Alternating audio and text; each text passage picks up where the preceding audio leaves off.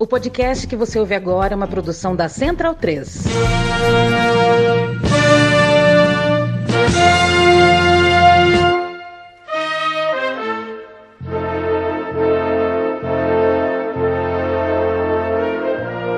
El fútbol me encanta, fue siempre mi pasión y no voy a decir jamás, porque he escuchado a algunos jugadores. El fútbol para mí el fútbol es lo máximo y me encanta, es más, ojalá jugaría ahora. ¿Sí? Digo, la puta madre, cómo me gustaría jugar, porque veo un cantante, veo un actor, digo, pueden seguir hasta los 60 años, 70, están arriba en el escenario. Digo, no. Qué mierda esto de ser atleta. A una edad a los 32 ya sos viejo, el veterano, jugador de fútbol, y te da un fastidio. Y entonces vos decís, puta madre, me gustaría jugar siempre al fútbol, porque esa adrenalina después no la tenés nunca más. Bem-vindo, amigo e amiga do meu time de botão. Eu sou Leandro Amin, estou ao lado de Paulo Júnior. Obrigado pela companhia que você escolhe fazer pra gente. Começamos este episódio sobre Canidia, ouvindo o dito cujo, já na pós-carreira, já com aquela nostalgia boa do ex-jogador, e ele falando: meu Deus, como gostaria de estar jogando bola, de ter jogado até os 60 anos. Que merda isso de ser atleta. Canidia, de fato, pensar nisso, pra gente que é boleiro de amador, né, que joga na várzea, começa a sentir dor aqui e ali, já dói. Imagina você ser um jogador de Copa do Mundo e olhar pra trás e falar, porra, acabou tão cedo, cara. Se eu pudesse, eu tava jogando a vida inteira. Um pouquinho de melancolia do Canidia no começo desse episódio, mas também de uma melancolia. É melancolia? Mas também é muito sincero da parte dele, e não é sempre que a gente vê um jogador falar assim, de maneira tão rasgada e clara, sobre a saudade que sente do campo. Deve dar uma saudade do cão. E o Canidia jogou muita bola. O Canidia é o original filho do vento e é o tema do nosso episódio de hoje. Tudo bem, Pauleta? Dari, Leandro e Amin, um abraço para quem acompanha o meu time de botão. Falar desse icônico atacante argentino que muita gente vai se perguntar, era tudo isso? Jogava muito mesmo? Foi só aquele gol contra o Brasil? A gente está falando de um tempo outro do futebol, né? O Canidia não tem aquela história de Champions League para ficar passando no YouTube da UEFA, para ficar o tempo todo com gol rodando no Twitter. É uma carreira de outro tempo, né? É um cara que começou a carreira ainda nos anos 80, que viaja para uma Europa com outra configuração, né? De grandeza, de valores, de mercado, de regras. Então é interessante lembrar a carreira do Canidia, apresentar para muita gente, porque, repito, acho que não é um jogador que todo mundo sabe por onde andou. E você falava da saudade, né? Não tem saudade maior nessa vida do que a das pernas mais leves para jogar um futebol, Leandro e Amin. A única coisa que me faria voltar no tempo, a única coisa que me faria ter 21 anos nesse próximo final de semana, se eu pudesse apertar um botão, era para jogar um salão de manhã, um campo à tarde, um society à noite e dormir tranquilão. Canidia tinha um apelido de Filho do Vento. Não foi o Euler, o criador, não foi o Euler o primeiro a ter esse apelido. Não sei quem foi que traduziu, quem foi que trouxe, que importou para o Brasil esse apelido. Mas Canidia, cujo nome era Cláudio Paul Canidia, tinha um apelido na Argentina de Filho do Vento. E também um apelido, esse até mais usado, porque mais fácil, né, mais curto talvez, de Pássaro. Porque ele era muito rápido, ele tinha as pernas meio finas e longas, de fato ele parece um pássaro correndo, assim. Então, Filho do Vento e Pássaro. E um gato em São José dos Campos tinha o nome de Canidia. Um beijo pro Jabá e pro Boto. Em São Paulo eu tinha um cachorro chamado Maradona, e aí surgiu um gato em São José dos Campos, e eles não tiveram dúvida, o gato virou Canidia. E assim foi a jogada da Copa de 90, passe do Maradona, o cachorro, gol de Canidia, o gato. Um jogador alto, de passada larga, diferente do Euler nesse sentido, né? O Euler mais baixinho, de passadas mais velozes do que largas. Eles não são irmãos, embora sejam filhos do vento, eles não pareciam em campo irmãos. Mas um grande jogador, eu fico imaginando um time com Canidia na direita e Euler na esquerda. Seria muito bom para o centroavante. Filhos do vento, mas de mães diferentes, né? Provavelmente, porque biotipos antagônicos, né? Como dizem hoje os analistas, né, e os fisiologistas, que estão muito na moda nas redes sociais, centros de gravidade diferentes, né? Jogadores completamente atípicos. Canidia vem de uma quebrada na região metropolitana ali da capital argentina, de Buenos Aires. Ele vestiu um uniforme preto e branco de um clube local ali no início da sua carreira infanto-juvenil. O Canidia é de janeiro de 67, então dá pra gente ir contando aí a idade dele quando a carreira começar a correr nos anos 80. E com 18 anos, ele faz parte de uma transação não muito comum. Ele joga nesse clube pequeno lá em Henderson, o lugar de onde ele vem, o lugar de onde ele nasceu, e ele vai direto para o River Plate. É curioso, porque o normal era o cara, de alguma forma, ser recrutado ali, né? Passar por outros caminhos, né? Acabou que, digamos que o olhar do River não é o que costumava acontecer, e direto lá num clubezinho pequeno e já trazer um cara pro grandão, né, pro grande River Plate dos anos 80, que a gente vai entrar por agora. Mas é isso, o Canidia, então, marquemos, é de Henderson em 67. Pois é, né, com 18 anos, essa é a crueldade, né? A gente acabou de ouvir o Canidia falando de nossa, eu queria jogar até os 60, né? Você imagina a cabeça de um cara que aos 18 ele já se sente velho, né? O normal é um time como o River Plate não chamar um jogador de 18 anos que ainda não performou em um grande clube. O cara com 18 anos já é meio tratado como esse aí, se não veio até agora, não vem mais. Geralmente é recrutado com 14, com 15, mas o River apostou no Canidia com 18 anos e ele, no River, já ganha Libertadores e Mundial, direto e reto. Tudo bem, no banco de reserva, mas tá lá, né? O River Plate dá um contrato para o Canidia. O River Plate passa por uma fase que não é boa, estava há 5 anos sem conseguir um título, e no primeiro ano do Canidia lá, ele entra pouco em campo, é mais um fundo de elenco mesmo, fim de fila, está em adaptação ao futebol ali dos grandes clubes.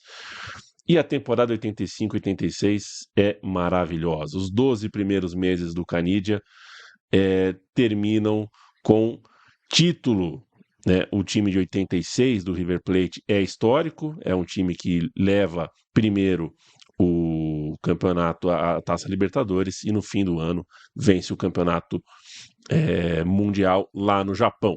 1985, Canidia com 18 anos, a gente vai fazer um sobe-som aqui, ele num jogo River Plate contra Newell's Old Boys, nada mais, nada menos do que a estreia dele num time profissional. Pelotazo largo, buscándolo a Canidia.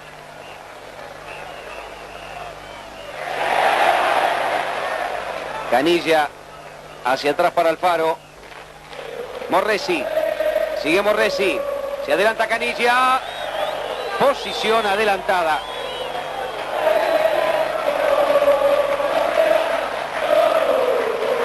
Titi.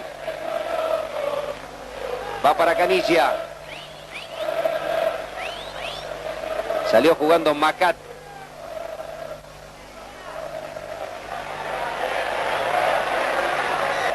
Newell's Old Boys de Rosario le ganó a River por 2-0. E nesse recorte, primeiro jogo dele pelo River Plate, 85, já tá com a cabeleira loira, cabeludo, sempre foi cabeludo, né? Ele veste a camisa 16, número tradicional, né? Usada por atacantes reservas à época, e joga na ponta direita, entra ali pelo lado direito do ataque, muito veloz, muito agudo, né? Jogador que invadindo a área sempre, né? Jogador de ir para cima da defesa, e seria a posição dele habitual ao longo da carreira. É um tempo que o 4-3-3 começa a ceder bastante terreno para o 4-4-2. Então tem um ponta que vai virando meia, tem outro ponta que vai virando uma espécie de segundo atacante, e aí o Caniggia se firmou legal. Era um ótimo segundo atacante, né? Não era uma máquina de fazer gols, Caniggia fez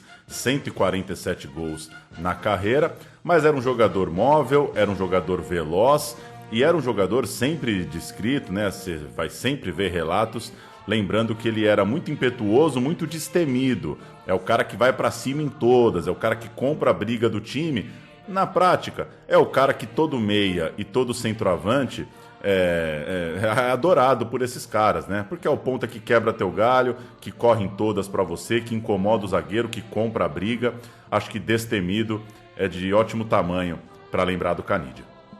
E o digam Maradona e Batistuta, dois caras que, se você pergunta sobre o Caniggia, só tiveram elogios para oferecer. 86, né? A gente está em 86, o River Plate é esse grande time, campeão do mundo, ele já tem uma medalhinha em casa de campeão do mundo, e ele joga a Copa América de 87, num novo ciclo ali.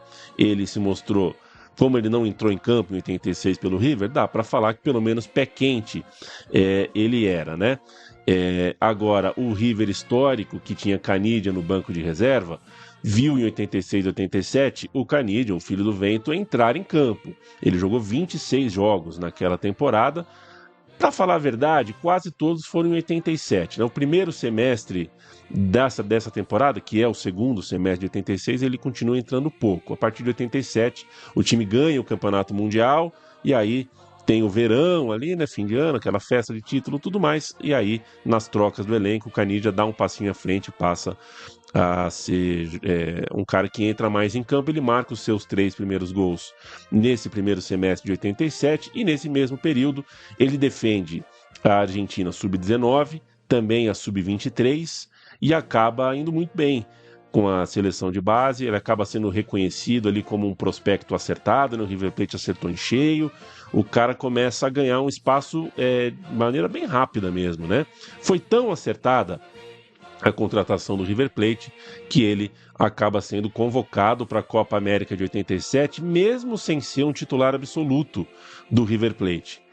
Isso dá de fato uma visão para a gente do tamanho que esse cara está ganhando ali na conversa de futebol. Para resumir, o River Plate ganha o mundo, o Caniggia passa a jogar regularmente a partir de 87 e em 6 meses jogando regularmente, o cara está na seleção da Argentina na Copa América, que inclusive é disputada em casa, né? Ele começa no banco de reservas e, assim como acontece no River, o cara vai ganhando espaço. Ele entra na segunda rodada, marca um gol, guarda o dele, já vira titular. A conversa no botequim ali, na crônica, é de que ele merece uma chance, merece mais minutagens. É o que acontece. A gente ouve o Caniggia fazendo o seu primeiro gol pela seleção de cima, na primeira fase da Copa América contra o Equador, no Monumental de Nunes.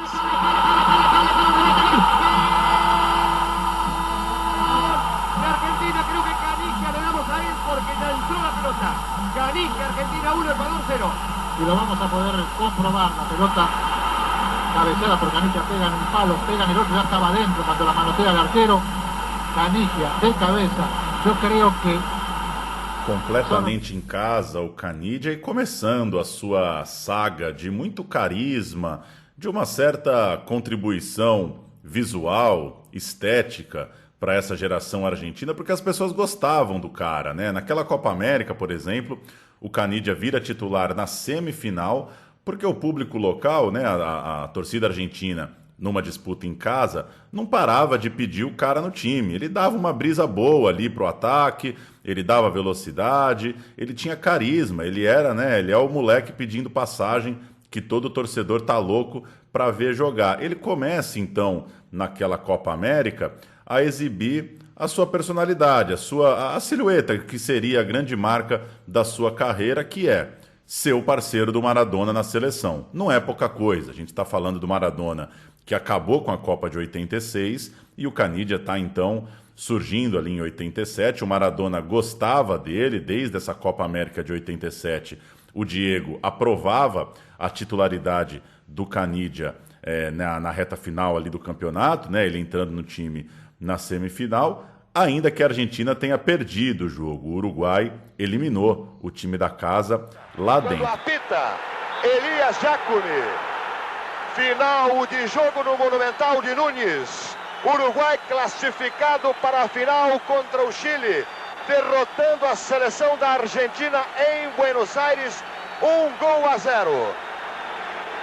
Uruguai 1, Argentina 0, placar final. Definidos os finalistas, Chile e Uruguai da Copa América. Naquele momento, porém, o Canidia estava bem, estava consagrado, estava com moral com a turma, fez parte do River Plate campeão, fez parte da seleção do Maradona um ano depois de ganhar a Copa do Mundo. Então a torcida argentina, toda a comoção pelo Diego, o Canidia pega essa carona e não tinha rejeição. Praticamente era difícil encontrar alguém que não gostasse de ver o Canidia com a camisa da Argentina.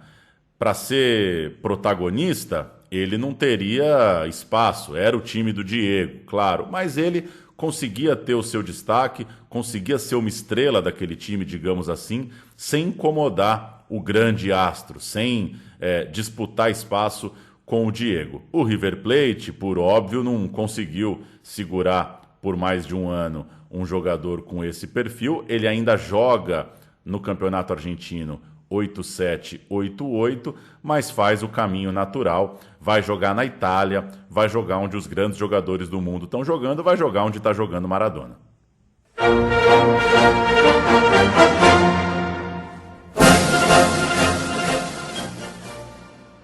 E aí ele vai para Verona, vai jogar na Itália, temporada 88, 89, clube o Verona, que havia sido campeão italiano um pouco antes, ainda nos anos 80. E, portanto, contava, né, era um clube com reputação importante ali. Foi campeão outro dia, tal. Tinha poder de convencimento junto a grandes atletas. O sonho do Verona era voltar a ser competitivo e a lutar pelo título. E para isso trouxe o Canidia. Só que o Canidia só fez 3 gols com a camisa amarela e azul que o Biratã Leal, nosso parceiro, torce, veste e gosta. O Verona ficou na 11ª colocação e aí ficou pequeno para o Canidia. A Atalanta, que tinha ficado em 6º lugar, fez uma oferta para o Pássaro e o Pássaro quis mudar de Verona para Bérgamo. Vale lembrar, Pauleta, que essa era a grande liga do mundo, né? O grande campeonato do planeta era o campeonato italiano, teria a Copa do Mundo dali 12 meses, justamente na Itália, então ninguém queria sair do país ali. Estar na liga italiana era uma boa notícia para o Canidia e não só. A concorrência ali por vagas, tanto na seleção argentina quanto nos grandes clubes da Itália, era uma concorrência muito grande. Então, sair de um italiano para outro italiano tinha lá o seu mérito, não foi propriamente um passo atrás na carreira, não. Não foi como se o Verona tivesse se livrado do Canidia e pronto. Con mio genitore in barca e bueno. Senti, sei andato a River, ma ti piaceva il Boca?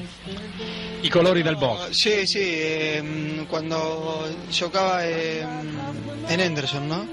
Giocava solo dilettante, in una squadra dilettante di Henderson, era di Boca, perché mio genitore, anche mio fratelli, tutti di Boca, allora io Boca, no? Giallo-blu erano i colori del tuo destino, giallo-blu il Boca, no recorte argentino, temporada 89-90, o Balbo, atacante, está jogando na Udinese, o Desotti está jogando na Cremonese, ambos foram para a Copa, assim, claro, como o Canidia, joga a Copa do Mundo de 90, e, obviamente, Maradona está jogando no Napoli. A Atalanta, do Canidia, ficou no 7º lugar, não chegou a disputar, claro, o título com o Napoli, mas foi um time marcante, é um time que ficou firmado ali na memória da torcida à época, nessa fase do campeonato italiano, com seus trios, né, de estrangeiros, por conta da limitação dos jogadores extracomunitários. Canidia jogava na Atalanta, O sueco Stromberg, também um loiro, cabeludo, também estava lá na turma do Canidia. E um clone praticamente um clone do Canidia. Eram dois. Era então o Canidia e o Stromberg. E tinha também o Evair, brasileiro, já uma estrela pelo que fez pelo Guarani. Era conhecido na Atalanta como um artilheiro triste. É muito engraçado isso, né? Fico imaginando o pessoal almoçando, indo ver o jogo da Atalanta, um cabeludo de um lado, um cabeludo do outro, e aquela cara do Evair, né? Parecendo que chutou a quina da mesa de centro da sala e tá jogando com o dedinho doendo, né? Uma cara de sofrimento, o Evair, mas é um time simpaticíssimo, né? Canidia e Evair jogaram juntos nessa Atalanta pré-copa. A Atalanta que tinha um jogador chamado Amando Madonna, que parece piada, né? Parece um personagem, mas o cara se chamava Amando Madonna. Sobre o Evair, vale dizer que na biografia, né? A biografia do Evair não conta nenhuma história interessante sobre o Canidia. A gente tenta encontrar uma coisa legal lá, mas o Evair conta, o Canidia me dava uma carona às vezes, me recepcionou no vestiário, tal, mas não tem. Que é a grande cascata, né? Quando você não tem o que falar sobre uma amizade num vestiário de futebol, ele me dava uma carona, né? É isso. Rolava uma carona. Vai deixar o Evair no ponto de ônibus com aquela cara dele? O Canidia passava lá e falava: ô brasileiro, sobe aí, brasileiro. Aí o Evair ia quietinho, né? Ia quietinho no banco de trás, não trocava uma palavra. Não, pouca prosa. Ele vem de Crisólia, ele não é muito de conversa, não. Gosta de conversar pouco. Mais um craque, né? Um puta craque. Aquela temporada da Atalanta começa com uma Copa América, é bem lembrado, né? 89 e 90 começa com a Copa América, que é jogada no Brasil. A Argentina já estava decidida a ter Canidia no time titular, ao contrário de 2 anos antes, que o Canidia estava no fim do elenco e foi ganhando posição.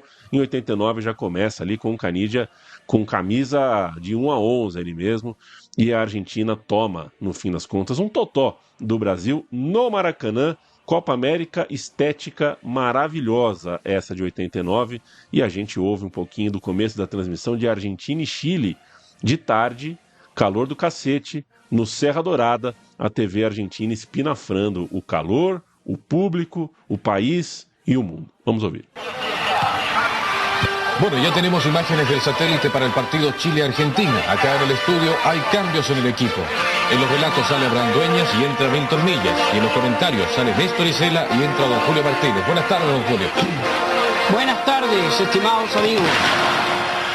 Todavía sorprendidos gratamente por lo que ha hecho Ecuador. Ganarle a Uruguay en campo neutral. Y lo más saludable desde el punto de vista futbolístico es que no recurrió a un repliegue exagerado, dio la cara a Ecuador, ya en el primer tiempo se procuró un par de ocasiones y ganó a la uruguaya cuando faltaban 2 minutos. Porque comentábamos aquí en los pasillos, y usted lo dijo, Tito Fuyú, cuidado con Uruguay, que nunca se sabe lo que va a pasar con Uruguay en el último minuto, y mire lo que pasó. Por eso lo dije. Claro, pasó al revés. Y aquí tenemos ya una consulta cuando va a empezar Chile-Argentina, un saludo muy cariñoso entre Roberto Rojas y Maradona, los capitanes, se saludaron muy cordialmente, esperamos que sea prólogo, anticipo para una lucha cordial. Una Copa América que hasta ahora se ha jugado a ritmo de siesta, con todo el calor de la siesta brasileña, horarios diurnos, con temperaturas enervantes. A lo que voy, ya se inició el encuentro, va a quedar Milton Millas en los relatos, y queremos preguntarle desde ya a Neme si había bandera en alto para la que pudo ser la segunda conquista ecuatoriana, o si el juez tuvo la originalidad de poner término al partido segundos antes que se produjera lo que pudo ser el 2-0. La consulta es para Neme, Chile e Argentina frente a frente. Diego Maradona ficaria chocado com o tamanho do Serra Dourada, né? Com as dimensões à época máximas, o que eu achava um grande barato. Acho que uma das regras mais legais do futebol era o campo ter dimensão mínima e máxima. Você pode ter um campo um pouquinho menor, o outro um pouquinho mais esticado. Mas Vivemos no tempo das padronizações. Queremos tudo igualzinho. Chegamos na Copa de 90, auge de Canidia, a primavera do pássaro. A frase é sua? É a minha, primavera do pássaro? Bonito, né? Bonito. A primavera do pássaro. Até porque não dá para ser pássaro e filho do vento, né? Então, Sim. firmamos nesse parágrafo com o pássaro. É um ano bom na Atalanta, é convocado constantemente para a seleção, é jogador de seleção, está numa idade mais madura, tá tudo certo, mas a disputa é grande pela vaga, a geração é boa, a Argentina é campeã do mundo, lembremos. A gente falou do Balbo, falou do De Zoti, tem Ramon Dias, tem outros jogadores na briga, o Maradona conta, e outros jogadores também já falaram sobre isso, que o Diego chegou a fazer chantagem ao Bilardo, ao técnico da seleção, que foi até Nápoles falar, né, com o grande craque do time, contar para ele que o grande amigo de bola dele ia ficar fora da convocação. Chegou a falar, olha, não vai ter o Canidia, não vai caber na minha lista. O Maradona então falou, então é nós dois, se ele não vai eu também não vou. Toma essa aí, professor. Você não vai levar meu parceiro? Então também não conta comigo. Aí assim, né? O cara vai até a casa do Maradona avisar que não vai chamar o Canidia. É porque o Maradona tem algum poder de decisão aí. E, óbvio, o Diego vetou. É interessante essa história, né, Leandro? Porque a gente patina muito nesse tema. Às vezes, a gente, quando nos convém, quando é um jogador que a gente gosta, a gente diz que o técnico tem que saber tratá-lo com atenção, com carinho, que um jogador especial às vezes demanda um tratamento especial. Quando é um jogador que a gente não gosta, a gente diz que técnico não tem que ser pai de ninguém, que jogador é tudo mimado, que o técnico que tem que mandar no elenco não pode ser pau mandado de jogador. E olha aí uma história que mostra que o Bilardo ouvir o Maradona fazia todo sentido, né? Não quer dizer que o Maradona que escalava o time, não quer dizer que o Maradona mandava nele. Quer dizer que você precisa criar relações especiais, atentas, diferentes, com seus jogadores diferentes. Acho que foi bem o Bilardo em pegar um táxi e colar lá no Diego para falar sobre o time com ele. Aí a Copa do Mundo começa com uma história daquelas, Pauleta. O Bilardo, esse que pegou o táxi, que foi lá, que perguntou pro Maradona, que trocou ideia com o dono do time ali, se ele fez isso é porque ele já não tinha toda a certeza do mundo sobre o Canidia, né? E aí o Bilardo pega, na véspera da estreia, o Canidia jogando Nintendo de madrugada. Puta merda, Canidia. Tranca a porta, Canidia. Ou esconde. Cabeludo! Ô, cabeludo, põe o Nintendo embaixo do agasalho, assim.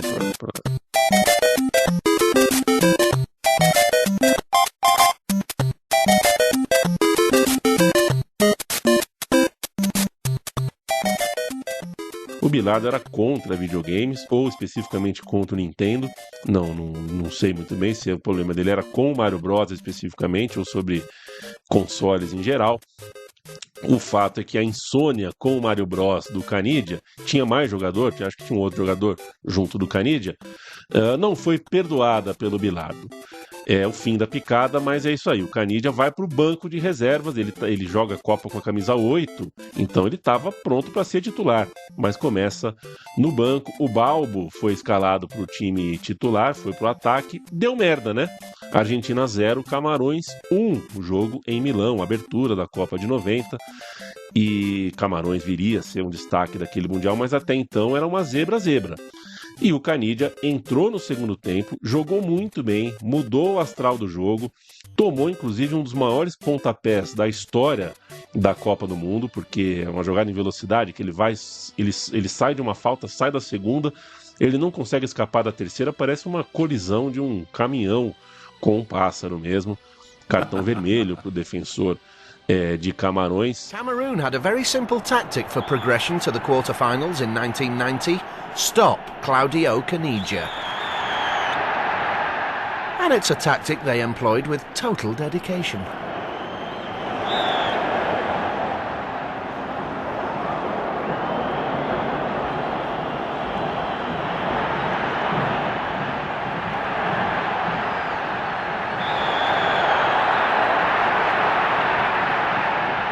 Mas o fato é que ele começou no banco, entrou no segundo tempo e colocou um problema novo pro Bilardo. Você tem que perdoar o Nintendo, mano. O cara tem que jogar. E aí o cara chega no hotel, passa um torcedor e faz aquela cara assim, perdeu porque você não começou. E aí ele faz aquela cara, né? Perdeu porque não comecei. Não pode confirmar, mas também não pode negar. Perdeu na estreia, mas o Caniggia tá absolvido. O Caniggia ganhou força com a opinião pública. Tá meio na cara que o time melhorou com ele, não tem muito como fugir desse papo. Ele vira titular, então, para a segunda rodada, com moral, joga bem e faz os 2 gols mais importantes daquela Copa do Mundo, né? Nas oitavas, elimina o Brasil. Na semi, empata o jogo contra a Itália para depois passar nos pênaltis. Deu muito certo o Caniggia virar titular. Quando chega no mata-mata, ele corresponde com gols. A gente falou que ele não era exatamente um grande goleador, mas na hora que precisou, na grande disputa da sua carreira, ele foi na rede. Ele marcou no Brasil, marcou na Itália e levou a Argentina até a final. Galvão Bueno narra esses 2 gols contra o Brasil e contra a Itália, e depois o Caniggia, no pós-carreira, falando ao El Gráfico, fala um pouquinho sobre esse gol que ele marcou contra o Brasil. Maradona. Finta em cima do alemão. Sai do Dunga. Olha o Maradona que está machucado aí. Enfiou para Caniggia. Fez a finta em Tafarel. Bateu. E é o gol da Argentina. O Burruchaga está crescendo no jogo. Lá vem a Argentina. Basualdo. Tocou para Maradona. Estão deixando o time argentino crescer. O Larticoechea vem cruzamento para Caniggia, meteu a cabeça.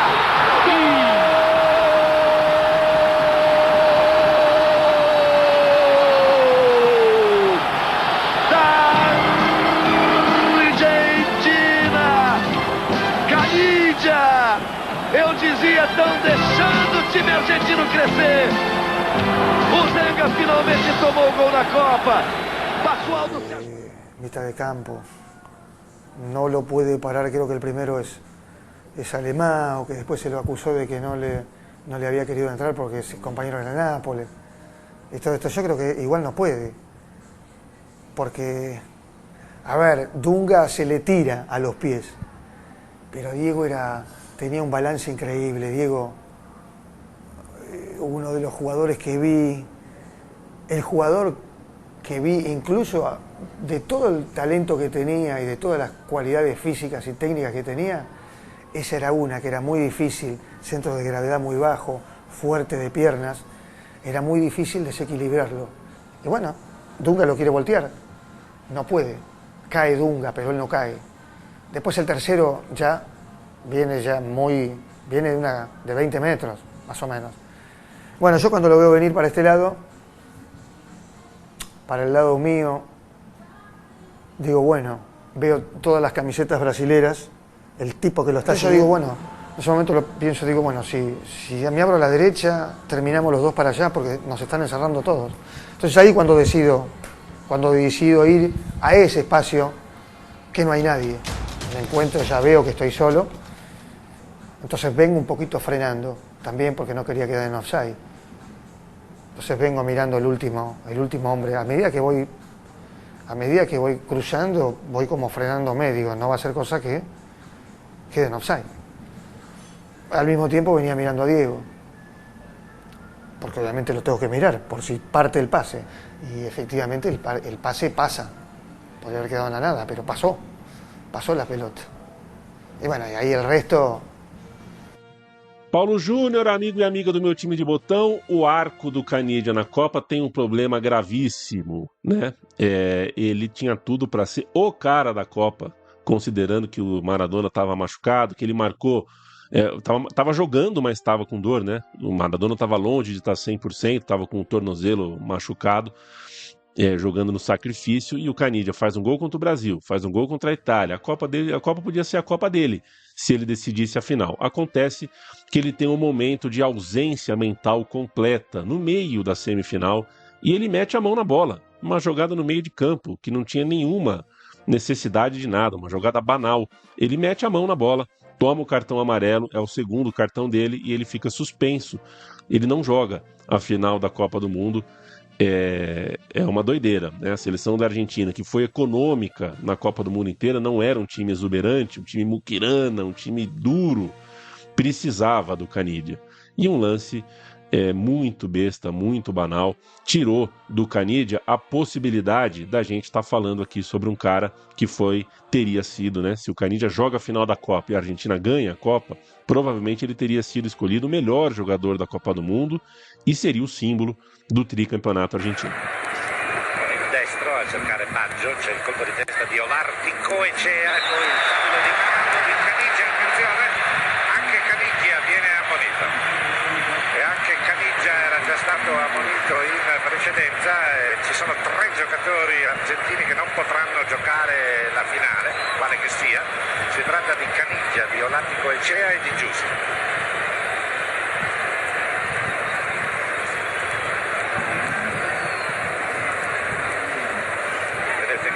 Che non ci arriva, va con un braccio, viene ammonito, così come era capitato a Giannini. Passa a Copa do Mundo, o Canidia se coloca como um jogador de legado mesmo na Atalanta, já que fica lá por 2 anos, o Evair vai embora, outro brasileiro chega, o Careca Bianchesi. A Atalanta segue ali no meio da tabela, mas o Canidia é muito querido pelas pessoas e, como sempre, acaba perdoado pelo público. Joga bem, tem carisma, a torcida está sempre passando um pano para o Canidia. E ficou para a história que o seu tempo na Atalanta foi um tempo feliz, foi uma fase legal para torcer pelo clube, até porque ao sair deu tudo errado, né?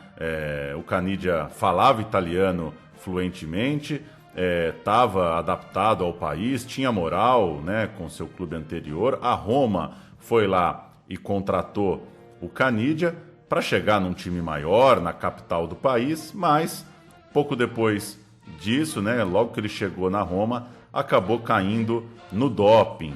Que coisa, tal qual o Maradona, né, pouco antes, o antidoping italiano pegou outro argentino, pegou o Canidia para a revolta, né, dos argentinos. Até hoje eles acham que havia, né, essa discriminação, né? Havia um antidoping para os italianos, havia um antidoping para os argentinos, que tinham eliminado a Itália na Copa do Mundo lá dentro. Uma ideia de perseguição mesmo aos jogadores estrangeiros. Canidia caiu no exame. É curioso, né? Esse é um discurso que algumas pessoas ainda sustentam, mas é curioso de notar que não é um discurso de que, assim, não, o Canidia e o Maradona não usavam drogas recreativas. Eles usavam, né? Ao que tudo indica, eles usavam. Mas a bronca, na época, e que perdura até hoje, é assim, os italianos também usavam, só que, por alguma razão, os exames dos italianos não davam nada. Essa é a teoria que ainda hoje se sustenta para muitos na Argentina. Drogas recreativas não eram substâncias para melhorar desempenho, o Canidia usou cocaína, tomou 1 ano de suspensão, 13 meses, para ser mais específico, e foi para Miami com a família nesse período. El futbolista Claudio Caniggia, suspendido ayer por la Federación Italiana de Fútbol por un lapso de 13 meses a raíz del consumo de cocaína, abandonó hoy Italia rumbo a Miami para pasar un periodo de vacaciones. Caniggia, quien en la ciudad norteamericana se encontrará con su esposa Mariana y sus 2 hijas, partió con la autorización de su club, la Roma, y se negó a formular declaraciones, por lo que no se puede precisar durante cuánto tiempo permanecerá en los Estados Unidos. Pauleta, para não ficar esse clima ruim no roteiro, né? Porque você perde uma final de Copa e logo depois cai no doping. A gente vai usar esse tempo de suspensão do Canidia por doping para voltar um pouquinho no tempo e mostrar que ainda na Atalanta o Canidia está na seleção que ganha a Copa América, finalmente, Copa América de 91, disputada no Chile. A fase final, o Chile que tinha acabado de se libertar de uma ditadura, né? Então foi uma Copa América também importante para aquele país. A fase final era um quadrangular. A Argentina estava sem o Maradona porque estava vivendo o seu momento de doping, de suspensão, mas tinha Batistuta, Simeone, ou seja, uma nova geração da Argentina chegando. Essa Copa de 91 tem esse aspecto, né? Tem esse simbolismo para a Argentina também. E na primeira rodada do quadrangular final, a Argentina 3, Brasil 2. O Canidia está em campo e o Canidia vai expulso aos 31 minutos depois de trocar empurrões, sopapos e xingamentos com o Mazinho. Vamos ouvir. Quan juga la selecció argentina, ha sigut Carlos Enrique. Cap a la posició de Canilla. Canilla entra per Mazinho. Possiblement Canilla serà l'home d'aquest torneig al que més faltes li han fet. I observem com Canilla se n'ha tornat ara a Mazinho i podria veure targeta perfectament. Sí, però crec que la targeta serà per a un brasiler. De tota manera, el joc és molt difícil d'arbitrar. Així hem de disculpar a l'àrbitre perquè si per cada jugada en la que els jugadors es mereixen targeta l'haguera de treure a la mitja hora de partit, ja li faltaria a cada equip algun jugador. Targeta roja per a Canilla. Entès que el que ha fet Canilla ha sigut una agressió, ho estaven dient. Canilla clarament s'ha pres una miqueta la justícia per la seva mà, quan também hem vist que Mazinho se'n va a la banda, però Mazinho, que jo sàpia, no... Eu vou cantar a Argentina, o Paulo Júnior vai cantar o Brasil nesse 3-2, as duas seleções começando a criar, montar um time pensando na Copa de 94. O Paulo Júnior vai cantar antes o Brasil porque a minha aba da escalação aqui não está abrindo de jeito nenhum. É um Brasil com cara de tetra e com cara de teste. Tafarel, Mazinho, Márcio Santos, Ricardo Rocha e Branco, Mauro Silva, Luiz Henrique, Neto, Sávio, Márcio, o Márcio Bittencourt e João Paulo. Na frente entra o Careca Bianchesi, entra o Renato Gaúcho, tem no banco outras figuras grandes, né? Como Raí, como Cafu, e o técnico é o Falcão. Não consegui abrir, Pauleta. Então, se você quiser fazer a Argentina, por favor. Goicoechea, Basualdo, Vázquez, Ruggeri e Henrique, Astrada, Simeone, Dario Franco, Leonardo Rodrigues, Batistuta e Canidia. É o time do Alfio Basile. Tem no banco Diego Latorre. Quem mais? Tem no banco Altamirano, lateral. Tem no banco o zagueiro Gamboa. É uma Argentina também de nomes grandes. É um bom meio de campo, né? Astrada e Simeone. Time bom também. O Canidia é suspenso na segunda rodada, claro, mas volta na terceira, quando a Argentina vence a Colômbia por 2-1 e é campeã da Copa América. Pode ticar aí. Canidia ganhou Copa América com a Argentina e vai para a Copa em 94, depois do doping, mesmo sem jogar. O Canidia não estava jogando. Essa é a grande maluquice da Copa de 94, né? O fim da suspensão do Canidia coincidia com a Copa. E o técnico novo da seleção, o Coco Basile, assim como tinha bancado o Maradona, não importasse que o Maradona também estava ali brigando para estar em forma, para estar bem para jogar, ele bancou o Maradona e resolveu bancar o Canidia também, né? O cara parou 13 meses, ficou 13 meses sem jogar, não tem problema, vai voltar e já vai voltar direto para a Copa. E esse é um momento que reforça no imaginário das pessoas sobre o Canidia, de que o Canidia é um jogador de seleção argentina, mais do que de clube A ou B. O Canidia tem 27 anos naquele momento, está na flor da idade ali, embora fora de ritmo, e participa, como a gente sabe, daquela primeira fase que é muito intensa, né? A primeira fase da Argentina na Copa de 94 com Maradona, com Canidia, daria um episódio inteiro aqui. Maradona, Canidia e Batistuta juntos, um jogo lindo contra a Grécia, lindo, lindo, lindo, atuação de almanaque, e a sensação ali é de que vai dar bom, né? De que aquele time da Argentina vai até Los Angeles em 17 de julho, é um time interessantíssimo, mas tem o problema da queda do Maradona por doping e destrói tudo, né? Destrói tudo de uma vez só, tá? O prédio cai em 1 segundo. A Argentina não tem forças para enfrentar a Romênia nas oitavas de final. Argentina e Romênia fazem o melhor jogo da Copa do Mundo. A torcida comparece fazendo a festa nas arquibancadas. No Rose Bowl, um contraste entre craques. Em campo, Rage dá passes, dribles, catimba, faz gol, se consagra.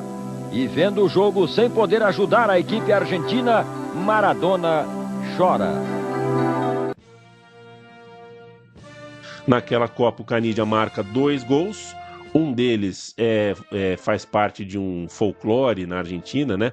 Porque é um lance que depois da transmissão do jogo tal, É aquela coisa, era a primeira Copa, ou fazia pouco tempo que tinha essa coisa, a falta podia ser cobrada de maneira rápida, né? Até então tinha que esperar o juiz apitar, mais dinâmico, e aí uma regra era, pode bater a falta rápido, não quer o juiz. E aí é uma falta na intermediária, Diego, e o Maradona toca para o Canidia está desmarcado, a defesa da Nigéria está vacilando, e aí sai o gol. E a leitura labial do Canidia falando Diego, entra para a história, assim, é uma das coisas do imaginário de Copa do Mundo do argentino. A Copa foi vencida pelo Brasil.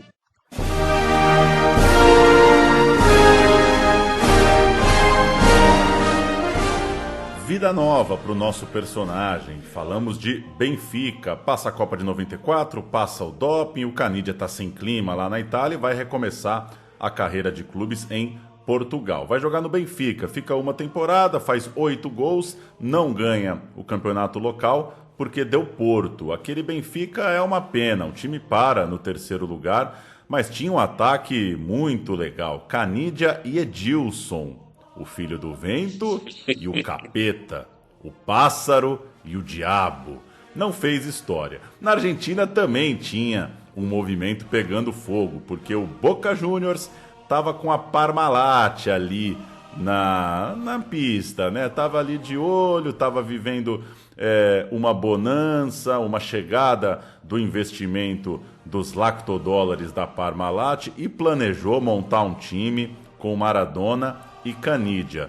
Não tinha como recusar essa ideia. A Parmalat também patrocinava o Benfica. A Parmalat botava ursinhos nas casas das pessoas. Como é que ela não vai botar o Canidia para jogar no Boca? Intermediou a transferência, fez o que fez, o Canidia voltou a jogar no seu país. E do Benfica, então, ele vai viver uma novíssima vida no Boca. Boca com Maradona, é o tempo de Canidia e Maradona no Boca, o Maradona com aquela faixa pintada no cabeludo, muito marcante ali, né? O pós-94 do futebol argentino com essa onda tirada na Bombonera. A passagem ficou mais marcada pelos beijos na boca, né? Maradona e Canidia deram alguns beijos, selinhos, né? Beijos em comemorações e tudo mais, do que por títulos. Os títulos não vieram, embora o Boca tenha ficado perto mais de uma vez, pelo menos 2 vezes o Boca ficou perto de um título, mas não conseguiu. O Boca ainda não era aquele timaço que viria na troca de guarda seguinte, né? O time do Riquelme, que estava dando seus primeiros passos na carreira naquele momento. A Parmalat saiu do Boca Juniors, no fim das contas, saiu cedo do rolê. Só que o importante para o nosso roteiro é lembrar que o Canidia jogou bem no Boca. O Canidia mostrou bom futebol. Foi de maneira crescente, inclusive. O Boca de 96 contou com ótimas partidas do Pássaro. Ele voltou a ser convocado para a seleção. O Boca tinha uma panelaça ali, né? Tinha Achille Gonzalez, tinha Veron, de cobra mesmo, e treinado pelo Bilardo, o moço do táxi de Nápoles. Em 1996, porém, acontece uma tragédia. A mãe de Canidia tirou a própria vida. A vida pessoal do Canidia estava cheia de problemas, questões com a esposa também, uma vida bastante explorada pela mídia, inclusive. A imprensa fazia com ele algo parecido com o que fazia com o Maradona, né? Muito sensacionalismo. E ele acabou ficando 1 ano parado. Estava num baque ali, num momento baixo astral mesmo e de dificuldade para retomar a vida pessoal. Junta isso com o doping, uma carreira que acaba ali comprometida, né? Um andamento meio truncado. E quando o Canidia volta ao futebol, já temos menos de 1 ano para a Copa do Mundo. E a Copa do Mundo de 98 não apareceu para o Canidia, em parte pela conhecida história do Daniel Passarella, o treinador que tinha uma opinião rígida, radical, irrevogável sobre cabelos compridos. O cabeludo, ele não gostava de ter um atacante cabeludo. O Canidia não estava voando, mas estava no radar. Pô, é o Canidia de 90, de 94. O Canidia tá no bolo. O Boca viu o Maradona encerrar a carreira. Uma nova geração está chegando aos poucos. O campeonato argentino escapa por 1 pontinho. A imprensa não deixa as estrelas em paz. e a Copa não chegou para o nosso personagem. Tudo bem, já estava com 31 anos, não estava jogando mais que a concorrência. Vale dizer que em 94 ele já tinha sido chamado sem estar jogando. Então, ainda que a história do cabelo seja uma tremenda loucura, uma tremenda bobagem do Passarella, não dá para dizer também que o Caniggia estava pedindo passagem, né? E aí passa a Copa de 98, ele nem renova com o Boca, nem acha outro clube, briga com o Macri, presidente do Boca, o clube não libera, ele não tem nenhum interesse, não está demonstrando interesse de ninguém aparece para comprar o Caniggia, fica meio encostado, passa mais um ano inteiro sem jogar futebol. O ano de 98 é para esquecer para o nosso personagem, que ficou num limbo ali, ficou num climão de fim de carreira mesmo. Sobre 98, Paulo, um texto na Folha de São Paulo, um pouco antes da Copa, que o Caniggia fala com a reportagem brasileira, e ele cita o seguinte, abrindo aspas para o Caniggia: há coisas que peçam por amizade, como eu não tenho, então não estou na seleção. O Caniggia então faz essa insinuação de que não foi para a Copa porque não era amigo do técnico e porque o empresário dele não era sócio ou associado ao técnico. Isso fica como uma insinuação do Caniggia para a gente colocar ao lado da teoria do cabelo, né, que é uma teoria muito difundida, muito grande, mas não tem como ser a única explicação para um cara não ir para a Copa. Inclusive, 2 anos antes, para a mesma Folha de São Paulo, a jornalista Denise Crispim entrevistou o Caniggia e pergunta, né? Noticiaram que você iria cortar o cabelo, seria por causa das imposições do Passarella? E o Caniggia fala, não, eu corto as pontas a cada mês, mas eu não vou cortar o cabelo curto. E eles têm uma entrevista longa e ele diz assim, cara, não recebi nenhum convite do Passarella para entregar a seleção, mas também não recebi nenhum tipo de orientação sobre cabelo. Então, não é só sobre bem, porque, de fato, o Passarella tinha uma questão ali. O Passarella foi vocal sobre ser muito rígido, muito disciplinador, o cabelo fazia parte disso. Depois da Copa de 98, o Caniggia, com todo esse problema já citado com o Boca Juniors, o contrato era um contrato difícil, o contrato dele com o Boca, na verdade, não era em nome do Boca, ele tinha um contrato com uma empresa de marketing esportivo, era uma coisa muito confusa, isso enrolou a carreira dele, só que o fato é que o Caniggia achou uma última dança no futebol escocês e também na Atalanta, porque teve um dia, Paulo, que ele abriu o jornal e descobriu que a Atalanta estava rebaixada na Itália, e ele, meio sem propósito ali na carreira naquele momento, resolveu comprar essa briga, foi para a Itália, jogou a Série B em 99 pela Atalanta, onde ele foi feliz. A Atalanta voltou para a primeira divisão, só que ele não foi protagonista não, tá? Ele só fez um gol, ele jogou pouco na campanha, ele não estava bem, ele foi um reserva do elenco e isso indica que ele já não estava no nível de elite que o futebol italiano exigia, por isso ele não joga na temporada seguinte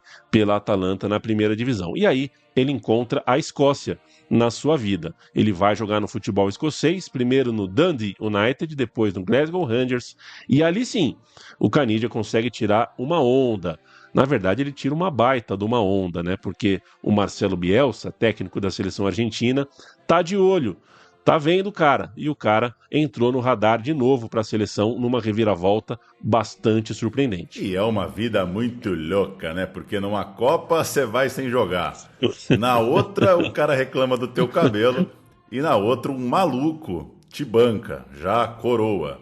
É uma história ótima. Ô Paulo, vou fazer uma trivia aqui. Será que tem jogador que jogou 3 Copas do Mundo, mas não consecutivas, além do Caniggia? 3 Copas do Mundo não consecutivas. Essa é boa, hein? Pois é. Pulou uma. 3 é bastante coisa para pular uma, pois né?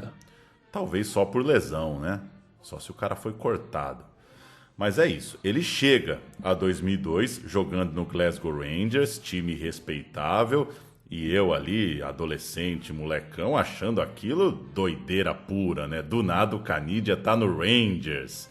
O que ele vai fazer na Copa do Mundo? Ele não estava no nível de uma seleção que, por exemplo, não levou o Saviola, destaque de Mundial Sub-20, que não levou o Riquelme, também já uma realidade. O Bielsa cismou com o Caniggia ali por fevereiro de 2002. Gostava do cara, o cabeludo. Acho que também o Bielsa pensou, se cortaram o cabeludo na última, eu vou bancá-lo. Levou o Caniggia e ele nem entrou em campo. A Copa foi uma tragédia para a Argentina. E o que ficou marcado para o Caniggia, infelizmente, foi a expulsão no banco de reservas, que não era uma coisa tão comum como hoje, né? Me parece que era uma coisa... Lembro do espanto da cena, né? Uma espécie de meme possível para aquela época. A Argentina patinando na Copa e o figurão que tinha eliminado o Brasil na década anterior vai expulso por estar xingando o juiz no banco. Acabou ficando marcado por essa cena. 49 minutos. Hay marco en el lateral. Va Verón, metela que se termina. Metela que se termina, señores. Fuera del Mundial.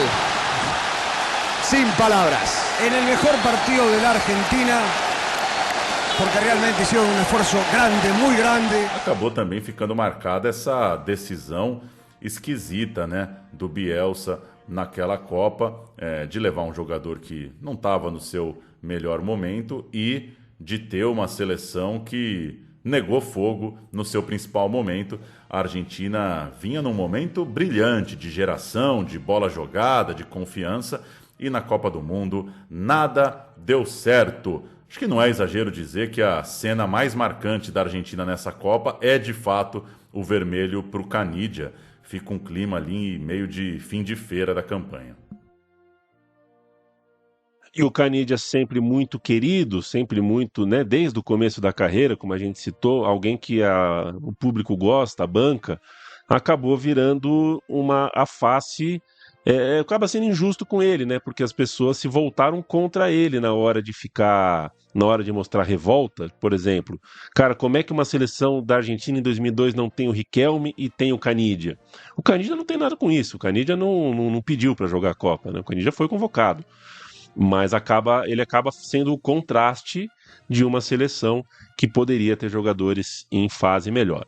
O fato é que ele teve, de fato, uma carreira diferente de quase inusitada, uma carreira com 3 interrupções longas por tragédias pessoais, por doping, por problema contratual, e mesmo assim conseguiu jogar 3 Copas, jogar com a camisa do River e do Boca, fazer sucesso, ser ídolo em uma cidade longe do seu país. Então acho que está cumprido, né? O cara cumpriu bem a carreira, cumpriu bem a sua história no futebol. É justo que ele tenha a saudade que ele mostrou no começo do nosso roteiro aqui, essa vontade de ser atleta até os 60 anos. Estamos conversados, Pauleta? Estamos conversados demais. Legal lembrar de Caniggia e vamos que vamos nessa nova e mais uma temporada do Meu Time de Botão, agradecendo quem nos acompanha há tanto tempo. Valeu. A gente termina com o Caniggia falando sobre o Maradona em entrevista também após a carreira de jogador de futebol profissional. Obrigado pela companhia, amigo. Tchau, tchau. Cani, ¿qué es Diego? ¿Qué fue y qué es Diego en tu vida? Diego es un amigo, por más que no lo vea por años o que no había un respeto y una admiración mutua. ¿Qué más puedo decir? Nada, era todo más natural, una amistad sin ir a comer 2 veces por semana ni juntarse con... No, era simplemente así, sincera. Y después adentro de la cancha salía todo natural. ¿Viste? Cuando tenés química, simplemente la tenés.